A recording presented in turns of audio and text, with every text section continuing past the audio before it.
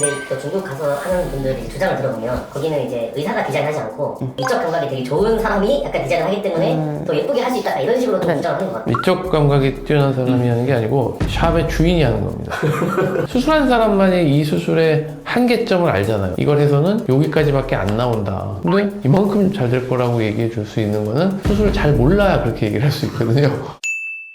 원래는 중국의 사람들이 한국에 와서 성형하는 걸로 보통 알고 있었는데 최근 1, 2년 사이에 한국 사람이 중국에 가서 성형을 하고 온다 이런 얘기들이 많은데 주변에서는 들어본 적이 없나요? 가끔 뭐 영상 같은 거 올라오는 걸 보면 특히 뭐 입꼬리를 많이 올린다든지 인중을 많이 잘라낸다든지 그런 동영상이 꽤 많아요. 근데 그 당시 자체는 혹하는 것처럼 보이지만 그게 정말 실제 그런 사례인지 AI로 생성한 방법인지, 왜냐면 그 수술 방법으로 그 효과가 그렇게 나온다고 예측하기가 좀 어려운, 근데 정말 그걸 믿고 가는 한국 사람이 있을까? 라는 의심은 좀 들죠. 근데 또 중국 가서 하는 분들이 주장을 들어보면 거기는 이제 의사가 디자인하지 않고 미적 감각이 되게 좋은 사람이 약간 디자인을 하기 때문에 더 예쁘게 할 수 있다 이런 식으로 좀 주장을 하는 것 같아요. 미적 감각이 뛰어난 사람이 하는 게 아니고 샵의 주인이 하는 겁니다. 그래서 의사는 오더를 받아서 수술을 하는 거예요. 그러니까 예를 들어서 이 환자는 눈, 코를 해라 이렇게 정해주는 거예요. 근데 의사가 그걸 거부하거나 그럴 만큼의 위치에 있지 않아요. 중국 세계 미용 산업에서는.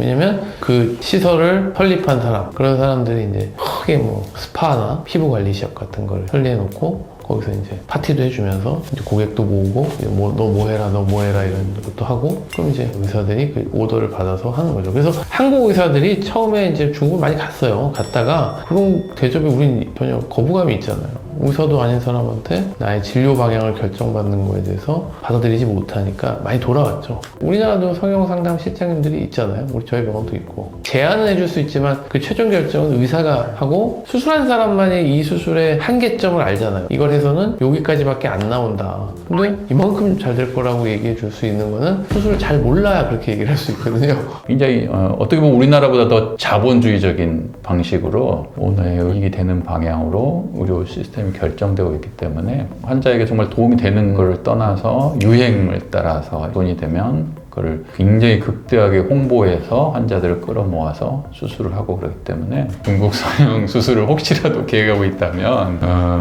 전혀 추천하고 싶지는. 근데 언제 생각하기에 중국이 최근에 과학기술도 엄청 발전했고 하니까 이 의료 분야도 급속도로 발전을 해서 그런 게 있지 않을까 이런 생각이 좀 들 것 같긴 하고. 그럼 그렇지 않은 것 같아요. 2년 전쯤 저를 포함해서 한국의 몇 분하고 이렇게 중국에서 꽤나 유명하신 경력이 많으신 이런 분들이 모티바를 사용한 경험을 이제 서로 공유하고 그런 기회가 좀 2년 전에 있었는데, 거기서 느낀 거는 방금 위원장님 말씀하셨듯이 의사들이 결정할 수 있는 부분이 굉장히 적은 의료 시스템이 어떤 결과를 나타내는지를 보게 됐어요. 예를 들면은 가슴 수술에서 텍스처 타입 보형물은 희귀암 발생 가능성이 FDA에 보고되면서 이미 한 7, 8년 전부터 사용을 안 하고 있죠. 모두 스무스 타입으로 쓰고 있는데, 놀랍게도 중국은 아직까지도 아무 문제 없이 가장 많이 사용하고 있는, 굉장히 놀랐던 게 우리나라 보형물 가격보다 훨씬 높은 수가로 보형물을 공급하고 있어요. 물어보니까 우리나라에서는 사용되지 않는 그 물방울 보형물이 모티바 보형물의 5배? 이런 가격으로 병원에 공급이 되고 있는 거예요. 그 당시에는 우리가 모티바 보형물이 가장 고가,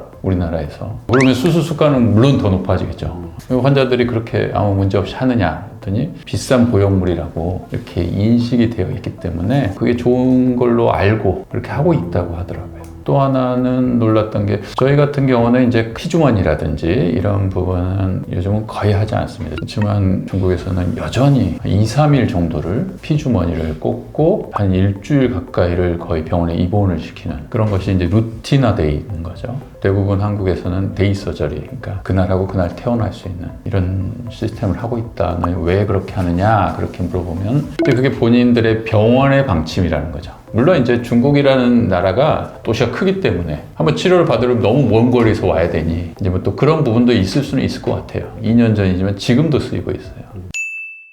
성형은 대부분 주로 좌우되는 게 의사의 손기술이기 때문에 그거는 우리나라가 가장 뛰어나지 않을까. 그래서 양궁 생각하시면 됩니다. 세계 올림픽 나가면 우리나라가 금은동 따잖아요. 성형은 그런 수준에 와 있지 않을까. 저희가 자부하고 삽니다.